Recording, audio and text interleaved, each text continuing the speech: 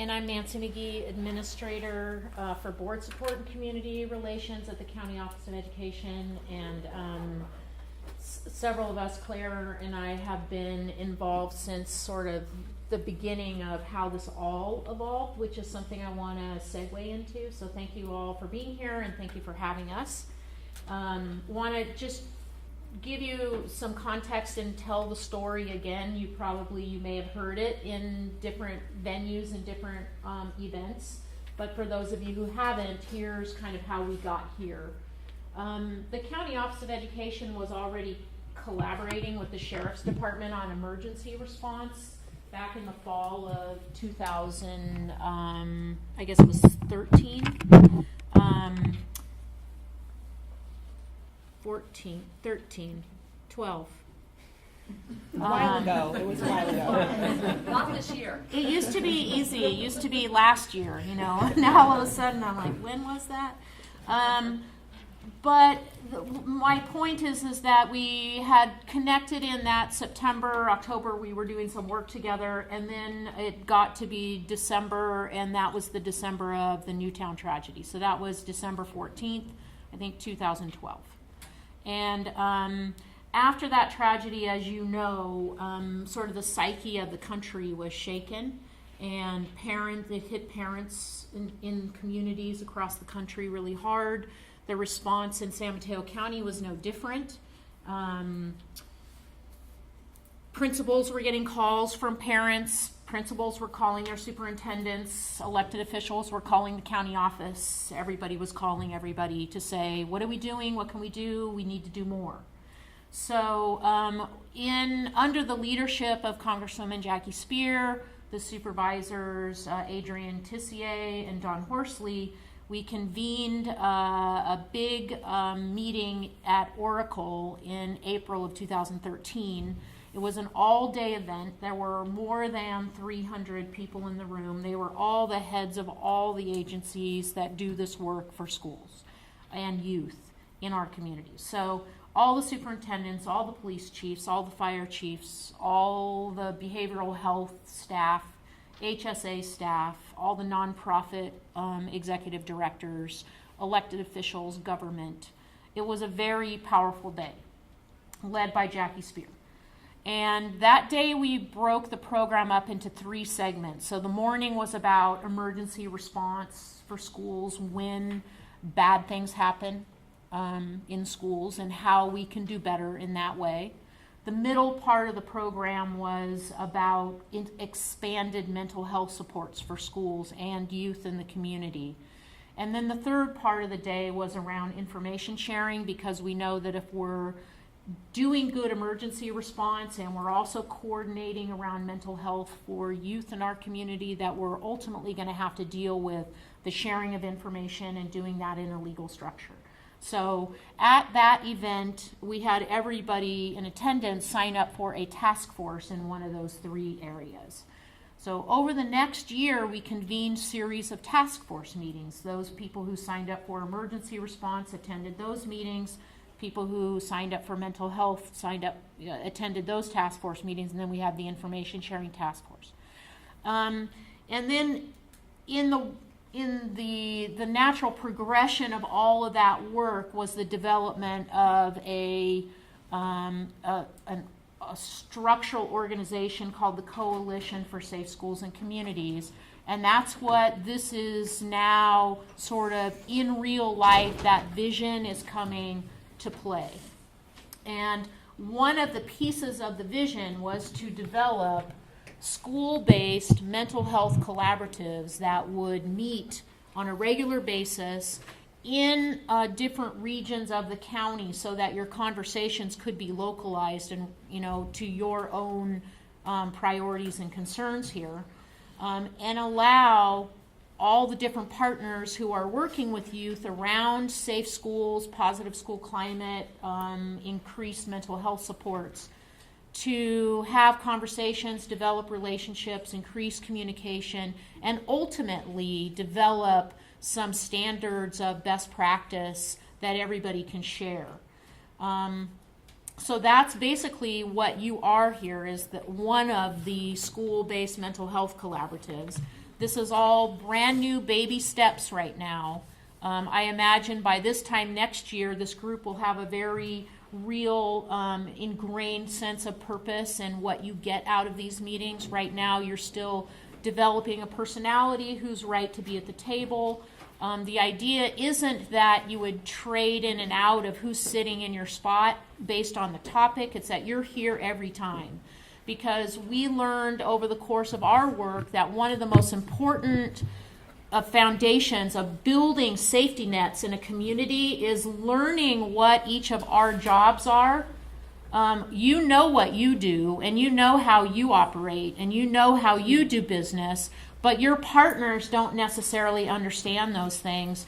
And in increasing their level of awareness about how your organization or institution works and how you serve kids and how to access those services and how to communicate between those different cultures, we all become better and more efficient and more able to do the work. So in our small nut of collaboration with those of us who've been involved since the beginning, we have done exactly the same. So I really didn't know what happens on a daily basis at county council or how they get involved at different levels with youth in the community. And over our work over time, I totally have learned all kinds of things. I even can talk like a lawyer every once in a while, but don't hold that against don't her. hold it against me. So that's one of the points of you being here, and I don't know if you have any questions about that, but it's important for you to understand how this fits into a big vision. And you will see in our presentation, we have some documents that sort of map out what the vision is. And you're right at the ground level here, moving forward into a different kind of future here in San Mateo County for coordinated safety for kids in schools and in our communities. So that's sort of the overview. But I said, are there any questions? And then I didn't stop and let you ask any. It's bad teaching. You were so thorough. So everybody good on that? Okay. You ready? Yes, let's do it. Okay, here's our show.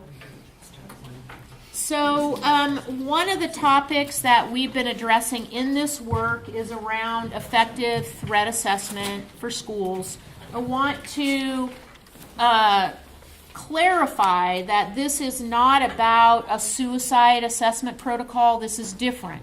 This is about threat of student violence on a campus. So you know of a student on a campus or in a community that's displaying concernable signs of that person may intend to do harm.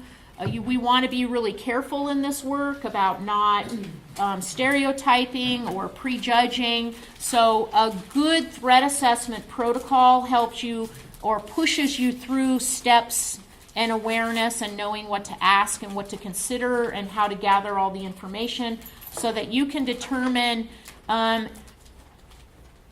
how immediate is the threat. And that's ultimately the goal of a county threat assessment team, which is what Claire and I represent.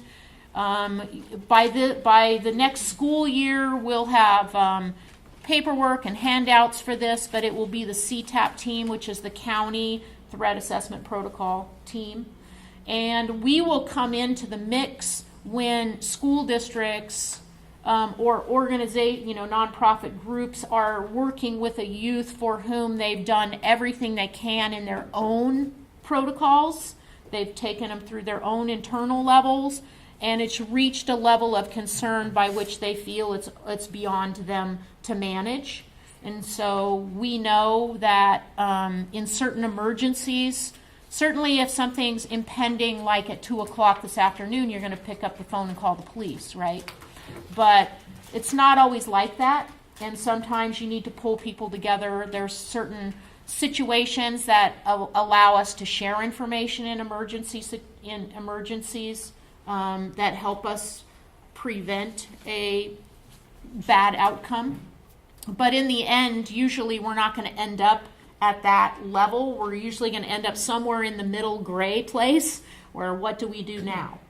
and that's also why you all need to have inside your own organization sort of a protocol that you follow for how do you evaluate things, and then when it comes back to you, how do you stay on top of it and monitor it and check in. So that's also part of the big threat assessment team. Okay, so Claire, you want to, we already... Yeah, I think we can go ahead and jump to this slide, provide a little bit of background. Nancy's already covered a lot of this, but to give you a little bit more understanding of how all of these pieces are going to be fitting together. Nancy talked about the 3 task forces that were created after the Beyond Newtown event, and the one that I've been spending the most time on has to do with information sharing. And the reason why is that you are all very well trained in the various privacy and confidentiality laws that apply to the kinds of information that your agency or organization maintains about students or patients or clients, the individuals in the community that you serve. And I think that everyone over time has been so well educated about these that there's a knee-jerk reaction of, oh no, I can't share information ever. No, the answer is just no. And we've spent a lot of time researching. We went to Georgetown University and attended a certificate program, to learn about the various ways and the circumstances in which information can, in fact, be shared within the confines of those privacy and confidentiality laws, whether it be FERPA relating to student records, the California Education Code, the corollary here in California, or HIPAA, or the Lantrum and Petra Short Act, or the CMIA, those kinds of laws that apply to medical records or behavioral health records, and the various other kinds of laws. And what we found is that there are a number of common themes. So anyways, that's a separate conversation, and we have prepared a training, and we will be doing that at another date, but I just wanted to give you an overview or a highlight of what's to come in that area, because a lot of times when we do this presentation, it prompts a lot of questions about, okay, you're telling us about threat assessment, and a big part of your message is that you want us to be sharing information, but I know that I can't share this information, it's private and confidential. So at another training, we'll be addressing the information sharing component of it. We've also been working on the mental health component and the emergency response component of all of this. And the reason why I love this graphic so much is that it is a bit of a high wire act because of all of the laws that apply. But we've spent a lot of time working on a legal framework. So what we're going to be telling you today is not, we think you should just, ignore those pesky laws that apply in your situation. That's not at all what we're saying. But what we're saying is that we want you to think creatively and get comfortable with where the limits are of those laws, and start thinking about, instead of just having an automatic no, start focusing on the circumstances in which, and the areas and the kinds of information you can lawfully share, and start building that repertoire and that comfort level. Because that's what we're trying to build. It's not only building relationships among the various agencies that are here today, which is hugely important, but also knowing what you can do and when you can do it when there is an emergency that arises. So Claire mentioned that we sent a team to Georgetown around the information sharing, and that team was representatives from county council, probation, the sheriff's department, and the County Office of Education. So we had a multidisciplinary team there for 4 days. And out of that has come a lot of this work. This is the organizational chart for the Coalition for Safe Schools and Communities. You can see that the school-based mental health collaboratives are over here. We originally had the goal to create 6 of them across the county. We've learned that we're probably, because there are 6 community service areas that behavioral health has divided the county up into, and we were sort of trying to align with them. But there's more schools or more districts than this makes sense for. So we probably will expand this to 8, maybe 9 even, once we get all up and going. But these groups are huge in what you're talking about, what kind of issues you're grappling with, what kinds of needs you have. And we have a position at the county office, Director of Safe and Supportive Schools, that will be attending these meetings. And they take this information forward to the steering committee, which is representative of all these different agencies here that you see: County Council, Behavioral Health, Law, Probation, the different school districts, the community college, HSA, Fire, and Board of Supervisors. So this group will really kind of drive the agenda for the next several years about projects that we take on and how those things happen. And then we have an honorary advisory committee of all the electeds that we will report to about once a year, because we need their support. They've been hugely supportive, but we need their support for continued funding and to make things happen. So we've had their cachet to really get a lot done. So this is all since really in the last 2 years, this has all been created. So we're pretty happy about where we are in the process. So let's go back now to the threat assessment topic. Threat assessment is really about trying to determine if you've had a student articulate threats in some way. How immediate is that? How urgent is that? And what kinds of actions do we need to take to address it? So like I said, you each, especially if you're a school district, you should start to think about your own development of a threat assessment protocol that's maybe step by step. We have great resources that we can share with you, and in fact, there's really, once we get this up and going, we can hold trainings for school district teams that would involve school psychologists, counselors, administrators, school resource officers, because that's sort of the group that would be around a threat assessment protocol. If you're a nonprofit, it's just important to know that you potentially would be a player in that process. But if things escalate, like I said, then it would come to the county level, and we'll kind of talk about how that works. Okay, what is threat assessment?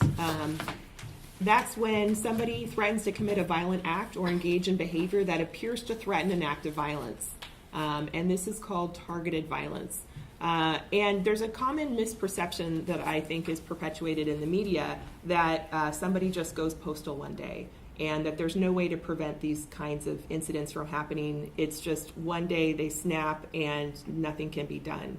But the research has actually shown that this kind of targeted violence is something that builds over time. And that's why we feel it is so important to train everybody in threat assessment protocols, with the goal, of course, of being able to catch those warning signs before it gets to that kind of a dangerous level. So that's why we're here talking to you today. So the goal is to obviously maintain a safe school environment and to resolve student conflicts that underlie the behavior. But this, what's really important on this slide is this diagram here, because threat assessment often becomes only the first two steps, which is assess and refer. So you're assessing what's the level and then who are we turning this over to. But the monitoring and support piece is just as important, cannot be left alone, and is probably the more difficult of the 4 steps are these two, because time passes, you start to lose track and people get busy, and if you don't have a plan in place for checking in and going back and monitoring, it's the same idea of, the whole idea of suspensions for discipline. Let's say that a kid's really got problematic behavior, they keep getting in trouble, so now you start suspending them, sending them home for 3 days, 5 days, they come back to school. They've been punished, they've had some consequences, but they haven't had any really support or monitoring for changing the behavior or trying to uncover what's causing the behavior in the first place. So that's a whole shift in school discipline, is the whole PBIS model, trying to provide, tiered levels of support for kids to change their behavior. It's a big task for schools to take on because, so many kids in one place every day with so much stuff going on.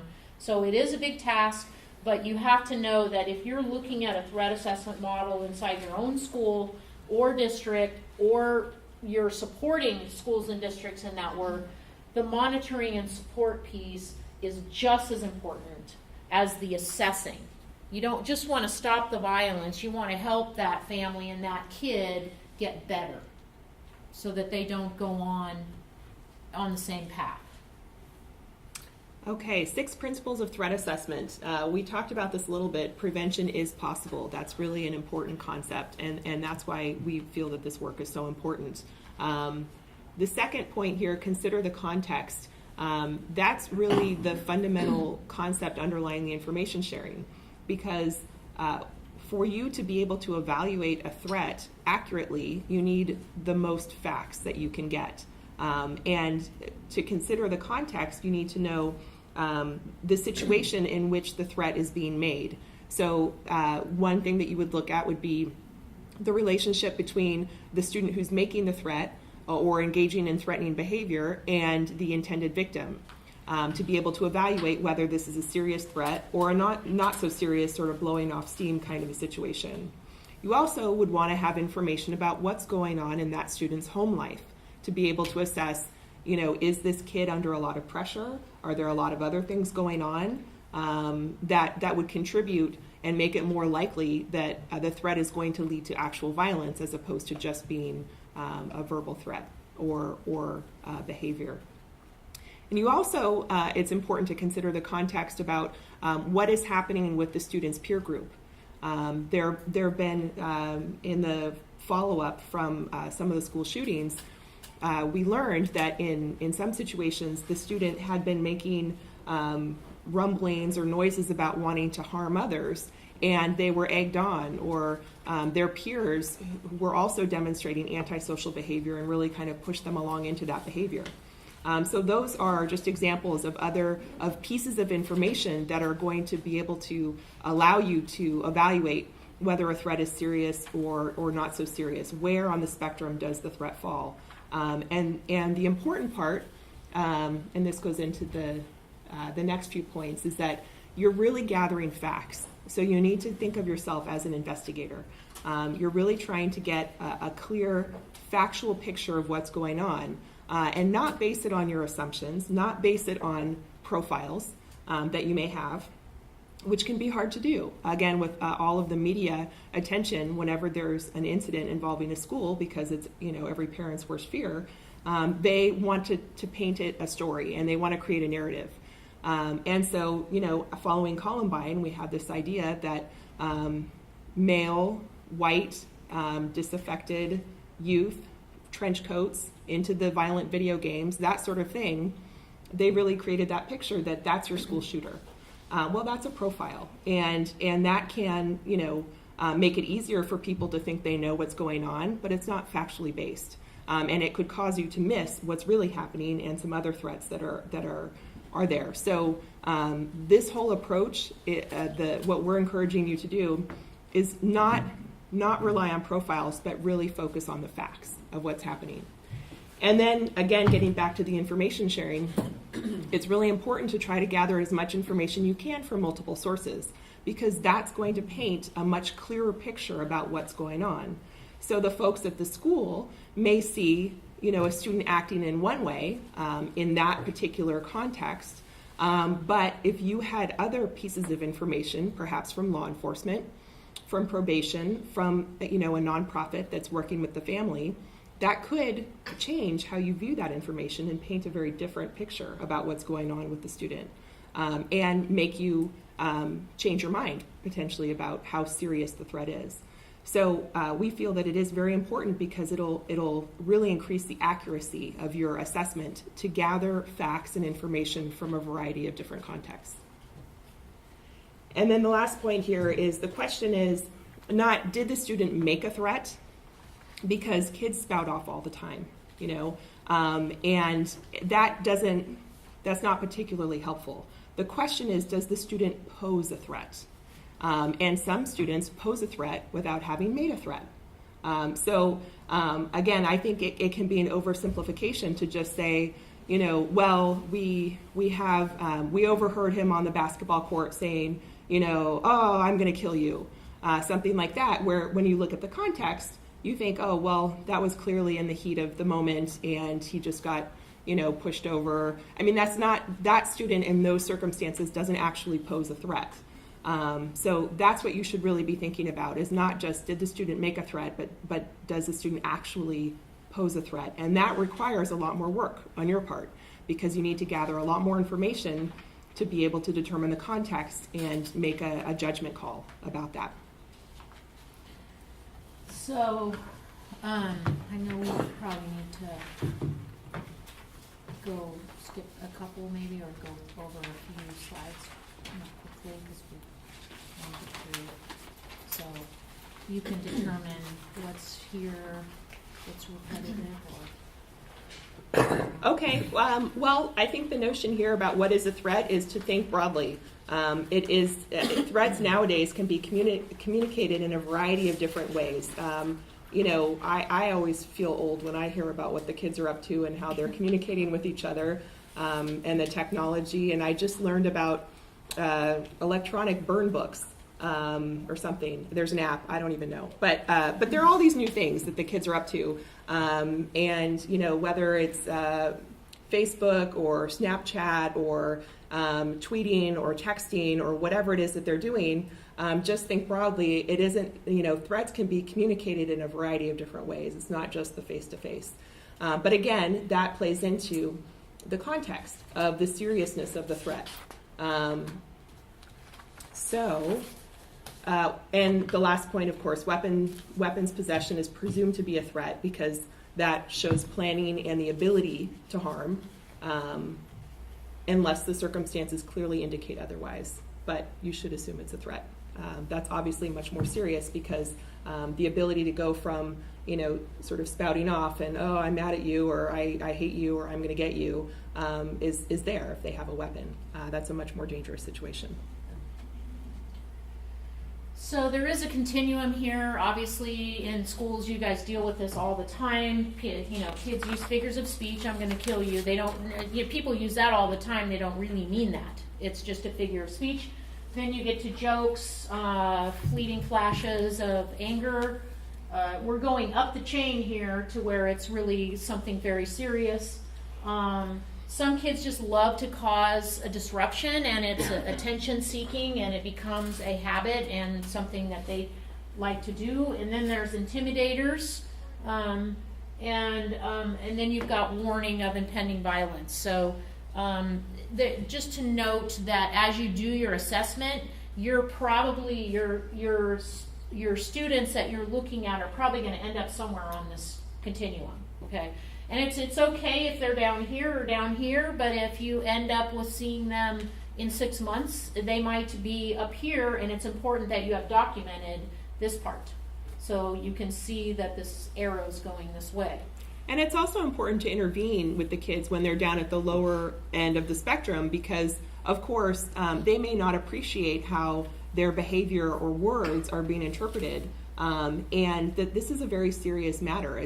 We don't joke around about this. So it is important to intervene at the lower level, but just as appropriate. You don't have to, if you determine that it's a figure of speech or a joke or a fleeting expression of anger, you don't have to flash the bat signal and get everyone to convene and have a whole thing. But you do need to address it so that the student understands what's happening.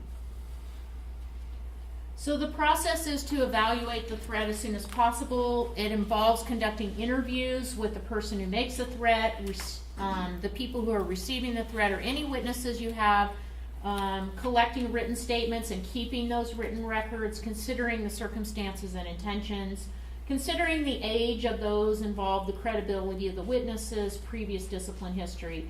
And then you have to decide, is this threat transient, which is, kind of a passing thing, a lighter, lower at the end of the bottom end of the continuum, or is it substantive that requires an additional layer of action? So that's how you begin. Transient threats are defined as statements that do not express lasting intent to harm. It's a fleeting moment of emotion. A lot of times, if you're in a school, you probably had, especially if you're an administrator or a vice principal or a counselor, even getting, the teachers bringing you the poems and the essays about blood and guts and, a visualization of violence. And that is important to pay attention to, but it's also, again, what's the rest of the picture look like? Is the kid socially acclimated? Are they a behavior problem? Are they articulating these things, or is it all on paper? Does there seem to be brooding? And, all those things play into that kind of stuff. Transient threats end in apologies or explanations. You deal with it, you resolve it, you restore justice in a way, and you move on. That's transient. Examples of transient threats are the same examples that we'll show in the substantive threats. It's all about the context. So someone can say, I'm going to kill you on a basketball court, and it's transient. Someone can say, I'm going to kill you with a, something that looks like a weapon on their hip, and it's a whole different situation. Same words, different context. Okay, so the examples sort of look the same, and you just have to be clear enough to read all those signs, which we do all the time when we work with kids. And a big component to this is if the student refuses to apologize or refuses to, sit down and really engage when you're talking about something, it hasn't passed. It isn't transient. They're still carrying that anger around with them. So that's a really important clue about when you're assessing whether it's a transient or substantive threat, is how the student is responding. If the anger or whatever it was that was driving that behavior has been resolved, or if it's still being carried around by the student. Questions at this point? Everybody's coming. Yeah. In terms of kind of differentiation of a child's age, like the third one, exchanging threats and throwing rocks, I would see it as a real difference in 6-year-olds or Yes. 15-year-olds with the fourth. And so it would just seem like in any of these, looking at the developmental stage of the child would be important. Absolutely. Yes. And that also ties back into intervening with kids when they begin to display this kind of behavior, because they may very well not know how it's being interpreted by others, if they're making threats or if they're doing this sort of thing. And then once you've sat down and really talked it through with them, if they continue to do that, they know how that's being interpreted and the significance of it because you've explained it to them. That sends a whole different message. And here's a real practical suggestion for your school communities. School cultures make a big difference. So if a school culture allows kids to make sort of off-color, maybe even slightly racial comments or jokes, and that gets by a teacher in a classroom, all of a sudden you're establishing a culture. Oh, I can get away with that. And all of a sudden it's not safe for how many ever students are sitting in your room. So teachers have to know that they're really command central about school culture, and that when a kid writes something concernable, that they pull them in, sit down, I read your poem, you're actually a really good writer, I really love, the way you used imagery and color and blah, blah, blah, but what you're writing about makes me wonder, are you, is there anything bothering you? So that I've, as a teacher, taken notice and addressed it with the kid in a personal relationship kind of way. If a kid is saying something out loud or under his breath or her breath to another student, and I hear it as a teacher, I don't address it, I let it go, I'm establishing a culture where it's okay to be slightly intimidating and to keep people off guard and for other people now not to feel safe. Teachers in classrooms make kids feel safe or unsafe with the way they respond to different things that are happening. Some teachers are really good at managing those situations. Other teachers may not be as good. It's a good little tiny PD or professional development moment for your teaching staff to maybe do a fishbowl experience with teachers that are good at it, play a little role play in the middle about how it happens so they can see it and watch it. And connect it to, this isn't about your classroom management, because you can probably go on and teach your math lesson if you let that comment go.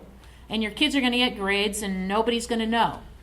But what you need to connect to your teachers is that it's up to us. If we want to be in a safe environment for ourselves and for our kids, then it's up to us in those moments to address the situation appropriately. And also to know who they can take information to if they have concerns.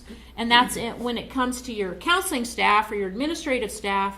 You know, if someone comes to you with a concern about a kid, you have to have some way of acknowledging it.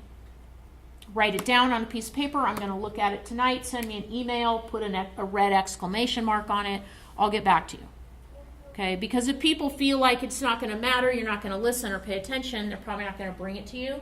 But the big point is your teachers. They are command central in safe schools. Period. Can I have a comment on the last one? Maybe I need some help with it. The second, I'm going to kill you. Couldn't we just stop at said while holding a weapon? Yeah, that's a little late for the intervention. Yeah, whether joking or not. Huh? Yeah, yeah. And that's why considering the family context, does the student have access to weapons, is really important in evaluating the severity of the threat. And I think one of the things that came up in an incident in Redwood City School District is also understanding gang involvement and what the family's relationship is in terms of gang involvement, which is a piece that I think the principal, without the benefit of Redwood City PD's input, maybe wouldn't have considered. But when Redwood City PD looked up the address, they were like, oh, wow, wait, this takes things to a different level for us, because this is a family with no gang involvement, and, you know, we were just there going through their home and confiscating weapons 2 weeks ago. So, you know, things that a kid made a comment on the playground, the principal sort of dismissed it. Clinical staff got involved sort of in that support and follow-up role, said, wait, I'm not sure that this got taken seriously enough, let's go back and look, let's involve PD, and then sort of the whole thing got blown wide open. So I think it's, I say that example to say that I think that there are things like that as we look at sort of the arrow of how things escalate, that on one level, with one person's perspective, it appears one way, but when we look from a variety of perspectives, or we share that information across program, or we share that information with law enforcement partners, the picture changes. The characteristics of the picture change. And even though this student was in 3rd grade, the principal didn't perceive them to be a significant threat because they were small. But there was more to what this student had been raised in. And does that mean that we, you know, have the student arrested and locked up? No, but it changes the level of response. And I think that that's, at least in my experience in this particular incident, that really had a significant impact in terms of who was at the table when we had the meeting with the family. How did that conversation go? What did that look like?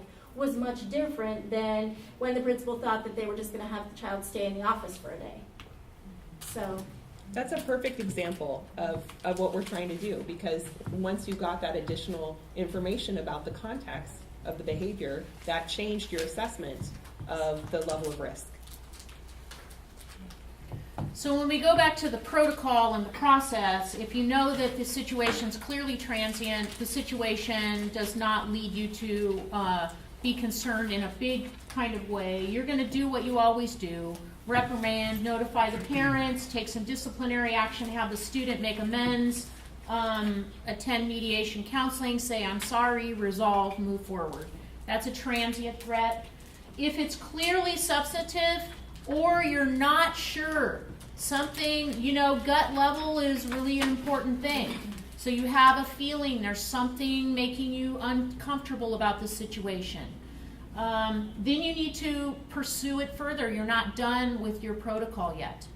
And what you're looking to do at that point is determine, are we talking serious, which might mean some real interventions or some real mental health counseling or some services, to very serious, law enforcement, getting to the home immediately, making a visit, et cetera, okay? So once you have a question and you think it's serious or you're not sure, then you need to keep on going with the protocol.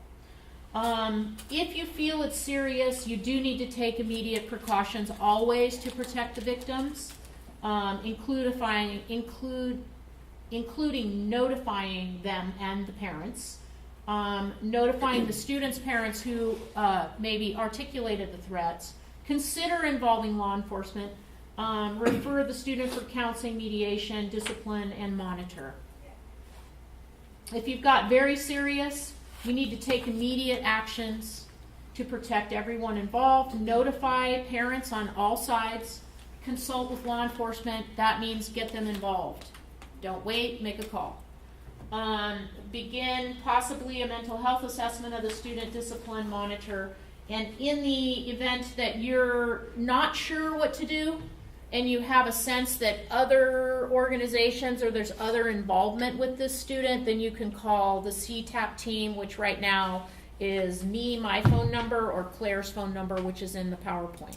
And let me share an example. We've had maybe 4 or 5 calls over the beginning, since this school year, or last school year also, I guess. Right when we got back from Georgetown, we had a situation that arose. And what happened was school resource officers, a student was problematic, extremely problematic in their behavior in a school environment. School resource officers came to the administration and said, you know what, we've learned that this kid has had contact with 4 different law enforcement agencies across the county in different situations. School goes, really? Didn't know that. So they had law enforcement go to the home and did a home visit. Home visit showed all kinds of issues, okay? Parents are afraid of the student. Lots and lots and lots and lots and lots and lots of money, cash money in the house. Doors that are protected with keypads inside the house. Like, what's going on here?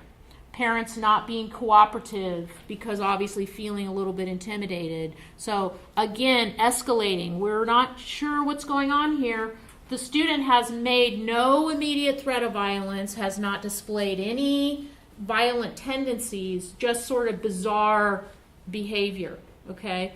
But it got to a level where we had, the district called us, and we called us about 9 o'clock in the morning. We checked it all through county council, checked with the sheriff's department, got a team together, and was at the school district at 3 o'clock that afternoon with everybody around the table. Whiteboard that covered the wall was covered with facts. We had a real serious situation. So what can we do at that point? There has to be a threshold for law enforcement to take action. It's a really high threshold. It's really hard to get there. So they'd already visited the home, but actually none of that was illegal, what was happening necessarily. You can have money in your house. You can put codes on your doors if you want to. All the things the student had been stopped for by law enforcement was just below arrest level, just below. So what we had to do was put a plan in place for all the parties involved, including the school district, law enforcement, behavioral health, and the county office helped to try and do the monitoring and checking in. But a communication plan for if anything shows up in any of these places, here's who you call. So we sort of established a plan for communication in that situation. So how do you decide if a threat is very substantive or not quite so substantive? So let's say your spidey sense is tingling, you're feeling that something is going on that doesn't make sense, weird stuff, can't quite figure it out. But you need to make a decision, do an analysis and an assessment about where this falls on the continuum of threat level. Well, some considerations about whether a threat is very substantive is how organized is the student, because again, that gets to their ability to carry out the threat. If they have fixed themes of blame, we see this a lot in the stories following a school shooting. I'm thinking of the student in Isla Vista. Yes, thank you. Who they have this very fixed narrative about how they're a victim and, the relationship with women and, this whole thing. And again, that's the kind of information that leaks out that about. I mean, because they can't help themselves. They talk about this all the time. That's how they view the world. How focused they are. If this is something that is a repeat thing that's coming up and they're getting more and more agitated, then it's more serious. If they feel like they don't have a choice, that they, a lack of free will, that this is just something that has to happen and that it has to happen right now, again, that's building and it's becoming a much more serious threat. A fixation on other attacks, a lot of times the kids will research this stuff ad nauseum. They get really into the other kinds of similar attacks. They're researching perhaps what they want to do, or that's again a fixed a theme for them that fits into their personal narrative. So the school may notice this if they're always on the computer in the library and this is what they're looking at over and over again. That's a warning sign. And then practicing. Again, this isn't something usually that just happens like that. It's building. And the other kids know a lot of times.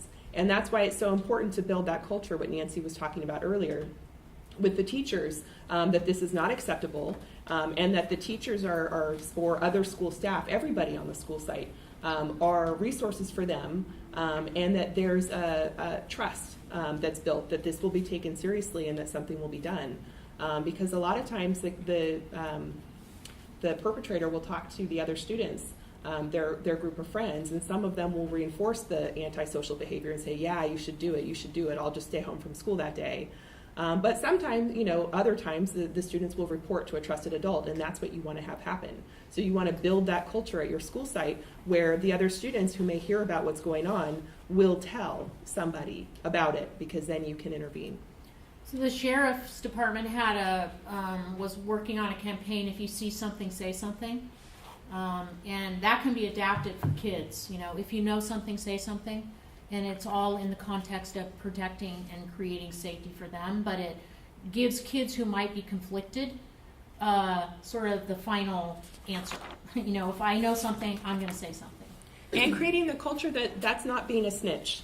That's not, because kids are really concerned about that. It's very important. Yeah, I'm not gonna be a snitch on everybody. I'll stay home from school that day. But creating the culture that there's no honor in that, and that's what we have to address. So, in the end, when you're deciding where your differences lie, what kind of situation you have, does the student have capacity? We might have a student who's flinging threats right and left, but they have no ability to access weapons, no money, no real cachet to get like on a bus and go down to a gun shop or something like that. Is the student, what's their mental health state? Do they have a trusting relationship with at least one responsible adult? You want to exploit that as much as possible. When we do the threat assessment piece, we figure out who is that adult and set up without the student really knowing what we're doing, set up a daily check-in. So that adult is going to say, we're going to get you back on track, we're going to have you check in with me every day during the break so I can hear how you're doing. And that helps us keep eyes on the kid, see if their situation is debilitating or improving. Kids who have a response of violence to the way they solve problems. Kids tend to skew their version of the truth in a way that maybe others are concerned about the kid. A lot of times, what we found, that when we get this call to the county, it means it's pretty serious, and usually the parents are beyond scared. They do not know what to do. They're frozen in they've lost their control, and they're afraid, and that's really scary for everybody. But working with the parents to empower them to take action, because a lot of times that's what it's going to take. The narcissistic elements is kind of the mental health fixation piece, and what are the circumstances that might lead to a likelihood of attack. So that's another framework for what you're looking at.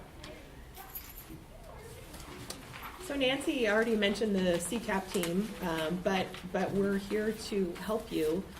What our hope is that each school district and even each school site will develop a protocol that works for them for how to assess threats. And then when there's something that they feel is beyond their ability to handle, then it gets bumped up to our level.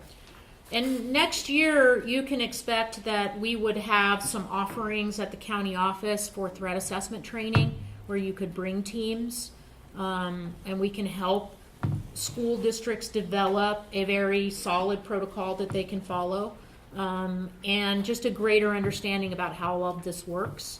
You also know that the county is offering youth mental health first aid right now to all school staff across San Mateo County. That kind of training, it's like an 8-hour sort of like a first aid type training, but for mental health assessment. For anybody who works with kids in any kind of environment, helps everybody raise their level of awareness, and also gives them language that they can have conversations with their colleagues. So it raises the level of engagement around those issues. And so that's another resource. But one thing we didn't say about the information sharing protocols that we're developing, and you will hear this in the MOU and that presentation, but this isn't about busting kids. This isn't about trying to find a bad kid and grab them, because I don't believe really that there are bad kids. I think they're all kids underneath, and that they're layered with pain and trauma and modeling behavior, and they ultimately develop into adults that way. So we can intervene, we can help them change their path at any stage. And the information sharing piece is intended to do that, to intervene and help, not to push kids into a disciplinary situation.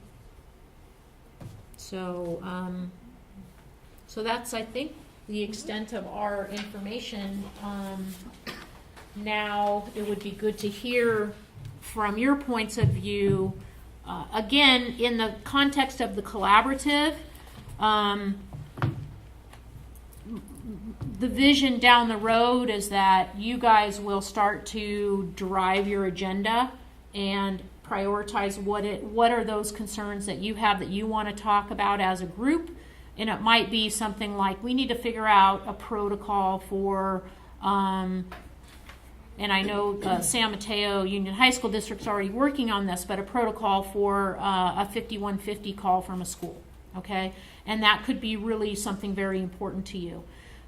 Occasionally in your collaborative meetings, you might have expert information coming in to share with you like this, but generally you guys are going to be driving your own conversations around your own priorities. But this is a way of establishing the foundation of how it's intended to work and what's available to you from the county. So, any thoughts about that structure, the coalition, the threat assessment, and what you're doing here as a group? Questions or thoughts or comments? Well, I think I found it very helpful. We've got lots of protocols for different kinds of things, and I'll take a look at what we've got. But the framework you've got here obviously will be a great start for us as a district to make sure we've got something together in this way. And thank you. Great. I just would be curious to know what school districts, or how has this come up in your work, I guess is what I'm sort of curious. I mean, even the providers or schools, I mean, is it becoming standardized or institutionalized, or are we really at the beginning of the actual get it down on paper kind of thing? Or how is it impacting your work? Well, can I say something about that? Because we actually just got a communication yesterday about a threat assessment potential, and it started with a therapist, private therapist. Now, you know what the rule is for information there is harm to self or others, right? So harm to self or others was part of the conversation, and it got passed on to the right to the right people. Circling back to us about, do you think this is a threat assessment situation? So if you are working with private providers, or you are a private provider in some fashion, your clinicians also need to know how this works. And they need support and encouragement because that, I've seen more than any other community, the mental health community really have high anxiety about information sharing because it's been drilled into their hearts and bones about, right? And you're going to lose your license, and that's not the territory that you operate in, right? But and yes, that's true. No one's taking that away. But an awareness of when a situation warrants, those clinicians have to have the support and the avenues to take it forward. So just out of curiosity, did law enforcement then, had the clinician reached out to law enforcement who then had the foresight to include you guys in that conversation? Is that kind of how that? Well, this played is all within the context of a school district. Okay, Right. So there's yes, law enforcement was contacted. So this is a private therapist at a school site, or this is a private therapist? This is a private therapist working with a particular student. Right. That therapist has communication with the school district. Okay. But had they contacted law enforcement around the threat? They went to school district contact first. Let's call police. Let's get them involved. They made that call. Then the call came to the county to say, what do you guys think? Is this something we should convene around? So we're not going to pull everybody out of their day jobs just like that. Okay, so we've had, like I said, 4 or 5 calls about this over a year and a half, and actually convened a team like twice. And other times I've gone out and worked with a school principal around to help guide them through what to do in a certain situation. And we've also just communicated and helping steer the districts about how to take the next steps. So, yeah. So one concern from the presentation is that it is the site counselor, like high school counselor, and maybe a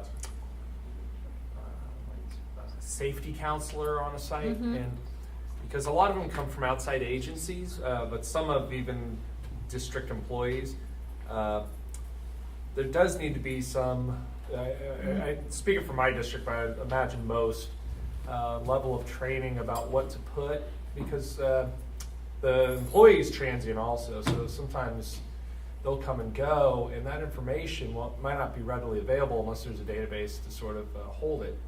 And they do fall back on, I don't want to lose my license. I don't want to lose. I was trained not to provide this information in a database that are for administrators' eyes or things of that nature. So that's a bit of a culture change.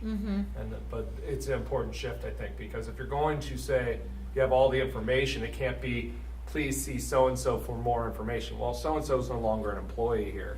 So that would be very difficult to make an immediate assessment on a student's level of threat. Right. And that's the reason why inside your systems you want to kind of have a map. Right. Have a map, and you want to make sure that you've trained everybody who works in that system. So it's your school resource officers, it's your probation staff, it's your therapists, it's your providers, so that the map needs to be current. That's the tough part for school districts, right? You'll create the map going into next school year, your protocol, and then it will live that way for the next 5 or 6 years. and everything becomes irrelevant at some point, and people forget it. So you have to integrate this into the way you do business, which is a huge culture shift, and we know how long that takes. But we hope that this is the way it's working, is at the county level, we're doing lots of coordinated work and communication and presentations and stuff, right? And then we hope that we're helping to spark energy and movement at the school site level, at the district level, and that, we're coming this way working from both sides, so that we can saturate everybody with information and training. And the collaboratives is an amazing way to help this all happen, because you come together, you get focused around a particular topic, you get accurate, relevant information, you can go back and try to spark some beginning steps or next steps inside your organization, come back here for support, but you can at least communicate out to your constituent groups, here's what we're talking about, here's what we're doing. And this is an amazing communication tool right here that didn't exist before you're all gathered here on a monthly basis. So it becomes basically like, think about cables that go out to every house in San Mateo County, and you are a cable out to your community for information. And that in itself is a huge, huge benefit. And you may not see immediately when you leave this room, like, oh, the world has changed now. But you have to see the fact that you're laying cables out in this way, and it's around a conversation that we in San Mateo County have not really convened around in this kind of way, in this sort of systematic, regular way. If you're a mental health provider and you work in this field, you may feel differently. That's all I do every day, right? But for many people who are out in the school districts or out in law enforcement, they check in and out when necessary, but it's not this sort of ongoing relationship. So we want you to get to know each other, to get to know what your roles are, how you do work, what your challenges are, how it works in your organization. And then you become more effective. I think it's really important for the school-based services that are provided by other outside agencies. I worked in a school, and it was really difficult for me to know, as an MFT intern, kind of new to all of these new laws that I had to abide by in order to keep my number, what I could share with like a principal or a vice principal or the SRO, which crosses into law enforcement. And I think that we need to look at the contracts with the behavioral health agencies in the county and the schools to rewrite it so it's either that they're a shared employee, so there is no confidentiality issue, or that somehow the intern at the school sites or the trainee at the school sites in some instances knows that it's okay to go to a principal and share what they need to share. That's a great comment, and the MOU process that we're developing that is going to get rolled out probably at the beginning of next school year with everybody signing on will help that. But we know that just because an agency leader has signed, a superintendent has signed an MOU, doesn't mean that your MFT intern knows what to do. So the level of training that has to happen and communication and protocols is something also that can be developed inside groups like this, and that the coalition can take on as something that's important to get done. So How many agencies or nonprofits serve the school districts, provide mental health services to students in the county? Are there a bunch, or? 5, 6? Maybe, Oh, I mean, 6 to 8 or 10. Oh, yeah. Yeah, 12? there's, yeah, I mean, because there's Between like, 10 and 12. Yeah. Okay. With the whole, yeah, the with whole everything, the whole. yeah, with the whole county. I think also, oh, go ahead. I was just, not to mention those that aren't contracted with the schools, that just go to the schools. So, Right. like, my agency doesn't have a contract with the schools, but we'll go to provide services at the school, even though we don't, like, the school district isn't funding us, so, but we will show up at the school because that's where the students are, and that's the best way to get them help. So Linda, before you go, you had a comment. Yeah. So I think the other really valuable thing that happens out of these collaboratives is that we can pick up the phone and have a hypothetical conversation with each other, right? Mhm. I can pick up the phone and call Yes. Nargis and say, let's just think through a scenario together, right? I don't have to say Mhm. who or when or where, but I can problem solve because I know that there is another mental health clinician who's going to have some ideas, or I can call Vilka and talk to her from the probation perspective, like, hey, hi, I haven't seen you in years. Let's just, I saw you at this collaborative. Let's think through this thing together, right? And you get that different perspective without needing to go all the way to potentially violating someone's confidentiality or sharing information that you couldn't share, but having a different perspective or a new lens to bring focus to the situation in a different way. That is the treasure chest that you're sitting on. That is the gold here, is the relationship piece.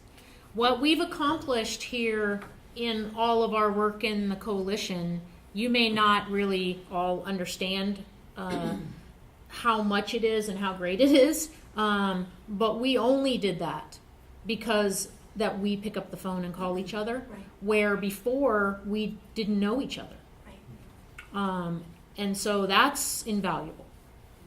Where are the police departments with some of this work? Because I've, well, maybe I'm lucky, but maybe unlucky too, have worked in 4 or 5 different cities, different departments, that the information sharing or where, you know, the scale of reportability, the same information can be given to one officer in one city, would be documented and something that would be part of a record, or at least like a contact, whereas others, they call the parents and it's a done deal.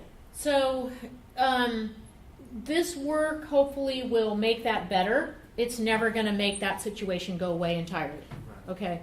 All the police chiefs are signed on to the Big 5 protocol, which is the emergency response piece.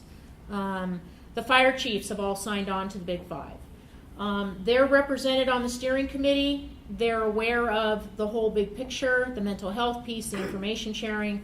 The MOU is intended to be signed by all the police chiefs, all the fire chiefs, all the director of BHRS, HSA, blah, blah, blah. Okay. Once again, we know that just because the chief knows what's going on and said okay, doesn't mean it got communicated, right? Just because the superintendent knows what's going on and has been involved in these kinds of conversations doesn't mean it got to the school site counselor, right? So the level of saturation that this kind of work takes is really huge, but we're committed, and this kind of organization helps saturate at the levels. And then we're convening the school resource officers, they're convening themselves actually out of this work countywide, which they weren't doing before. So now they're coming together quarterly to share information and talk about all this different stuff. Linda, in fact, made a presentation about mental health supports to the school resource officers a couple months ago.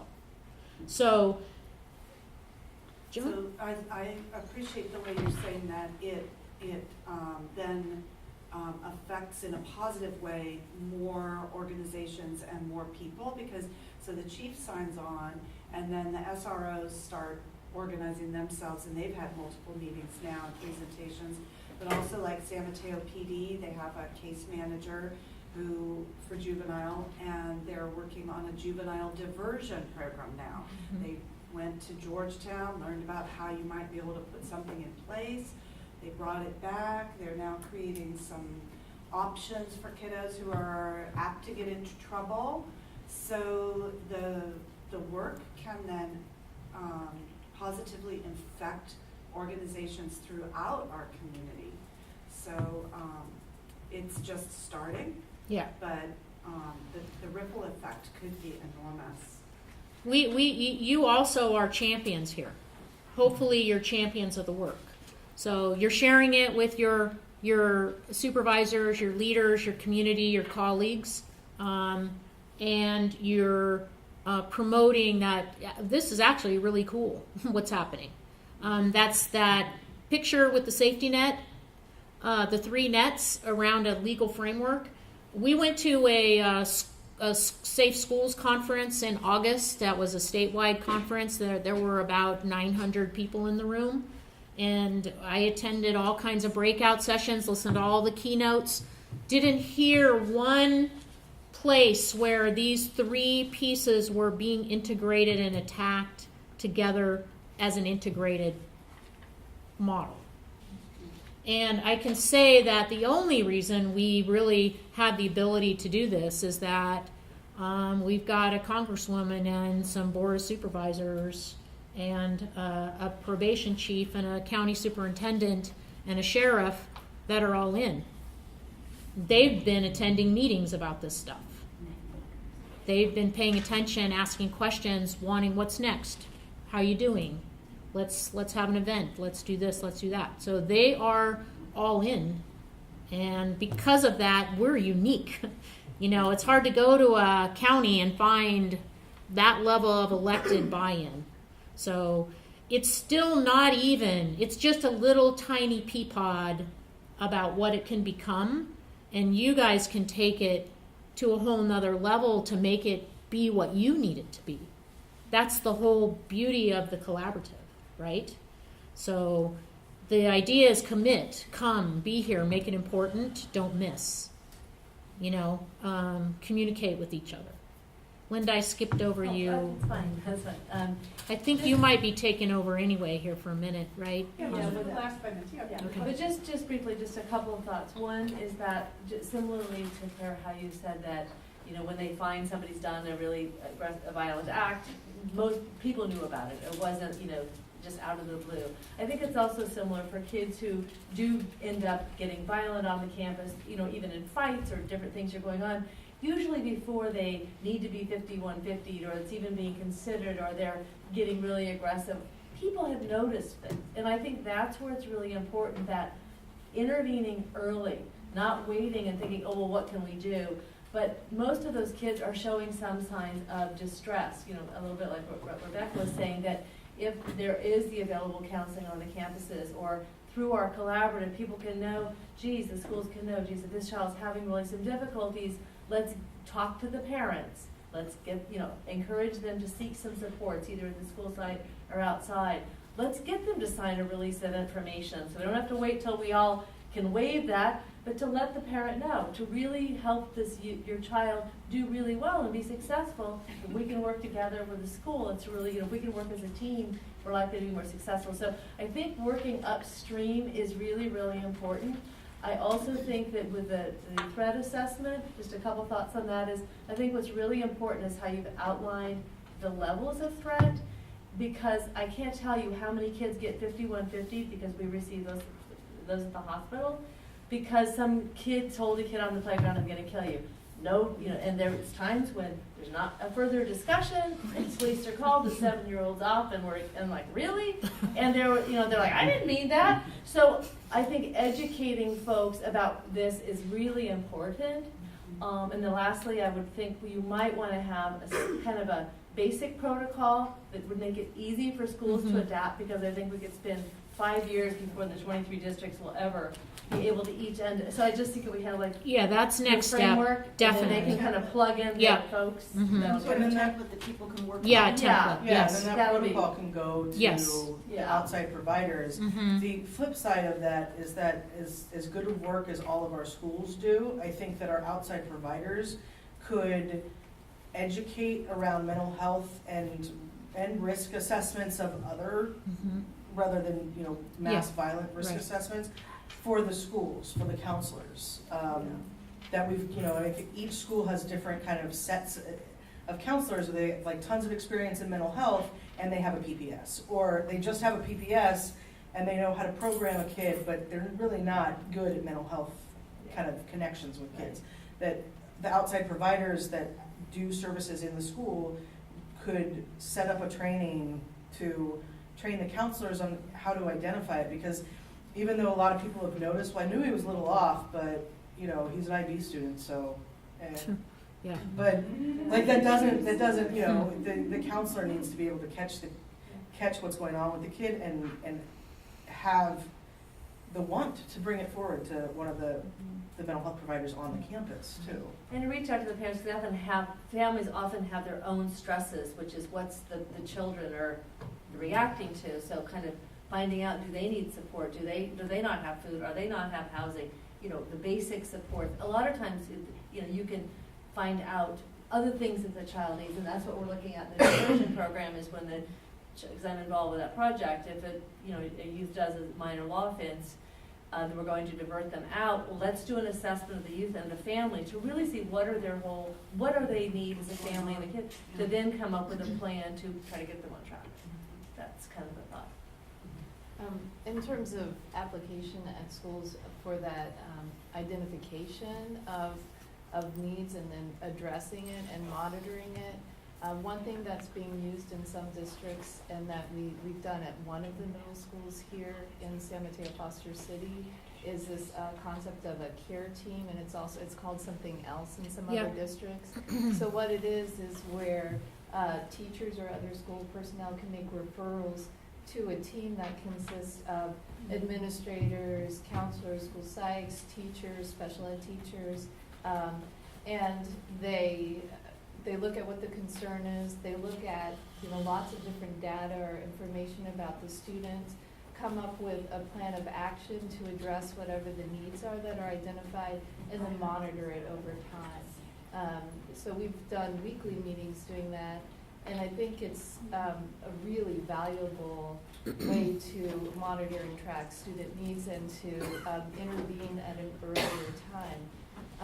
That's so actually best case scenario right there. That is best practice. And it might, in terms of our work as a team, it might be something that could be valuable in terms of a training or a discussion for school districts, for schools themselves to bring that model in. I think it's really great. And then the other thing that the county is doing is they have something called the CANS, or the Child and Adolescent Needs Assessment. So it's a tool that there's a lot of different applications, but there's a school-based application that's an assessment that allows for ongoing monitoring of needs of kids that can be related to education, but also outside of it as well. That can allow for figuring out, through a standard protocol kind of thing, what the needs are, and to address them and then to monitor over time. And it includes, I think, violence risk in there. So Great. Okay, so first of all, I want to thank Claire and Nancy and Allie for making all this happen. So Let me just say that one thing we did here was we used a special program to record this meeting, and it will overlay the audio of this, will overlay the PowerPoint, so will be available online or to those people who weren't able to attend. That's right. Because, and I also wanted to, for those of you who don't know Joan Rosas from the county office. Thank you. So I just wanted to say, the membership in these, in the two we've had for the Central Collaborative have varied. But actually, I hope this isn't like a PD for you, that business of you take the stuff and then you go back and go, now I know all this. The whole idea is whoever isn't here needs to know about it. And so this was the idea of taping it was really for that. So that will be available. But I think it's more what Nancy and Claire was saying and Joan, that it has to be a groundswell. It can't just be we go back and get in our cars and feel smart, because I've done that a lot. And then it doesn't get put out there. So I hope that happens. And then, the date for the next one is this is like, painting the bus or whatever they say while it's moving.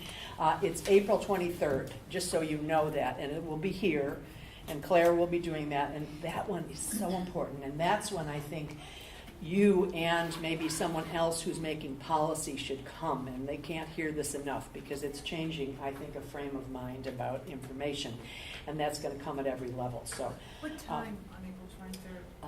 I'm going to send it right out after this. It's on the, okay, so I wanted to just pass out this agenda if you didn't have one, because right after this, it's 3:15 to 4:45 on the 31st, so the 23rd. I get it. It'll be in an email. And then I just wanted to introduce Linda, but I wanted to say we have two really good, and I put the websites at the bottom of the agenda, that's why I wanted you to have it. Just so if some of you don't know, this directory is very helpful. And they were threatening to not put it out. And now it's not only come out, but it's going to come out and be updated a couple times a year. So they listen to all this chatter about what's going to happen and if this doesn't happen. So you can get it online, but it's really important, I think. Yeah, they're gonna print it.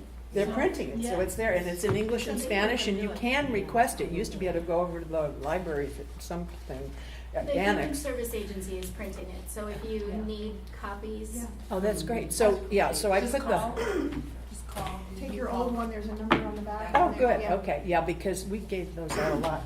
And then Linda Simonson, just before you all leave, this is very exciting. It's like a how-to for 911, for families, for people who know. So Linda. Yeah, this just briefly while she passes it out, some of you already have this, but it's mental health emergency guidelines for calling 911. And this was developed, really what prompted us to develop this, and it was developed by Mary Taylor Fullerton, a crisis person specialist with the HRS, and Suzanne Aubrey of the Office of Family and Consumer Affairs in collaboration with NAMI and Dispatch and all kinds of folks. This was created after the shooting of the 18-year-old girl in Half Moon Bay last summer. And, just concerns that family members that call with a behavioral health emergency, when they call dispatch, they call 911, they often don't know what to say, and the accurate information doesn't get presented to police in a way that they know the type of call they're responding to. And so this was developed to really be a guideline to family members. This could be for families or loved ones and adults or kids or whomever, to really just give them information about to ask, an actual script of what they can actually say.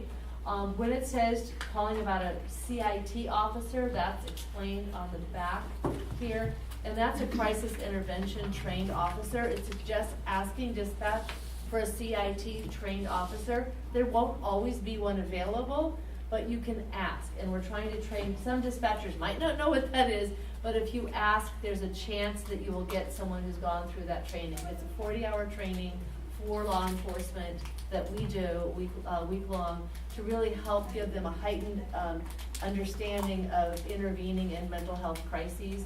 We do training about youth, adults, developmental disabilities, dementia, etc. And those officers tend to be much more sensitive in the response. About 25% of officers in San Mateo, sheriffs and police officers in San Mateo County have gone through this, and we're upping the amount of times a year we offer the training. San Mateo, actually, the city of San Mateo has a very high percentage. I think they're about 50%. The chief has really supported this. So anyway, take these. You can download on the back here. It's San Mateo Health.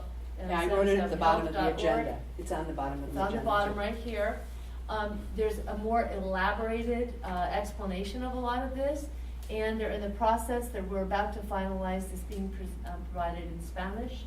And so they're just finalizing the translation. There's also little wallet cards. Ask for those. And you can also download this. So you can download this and the wallet card. So for families, the wallet card is a really good idea. We've gotten great response from family members that have been given this.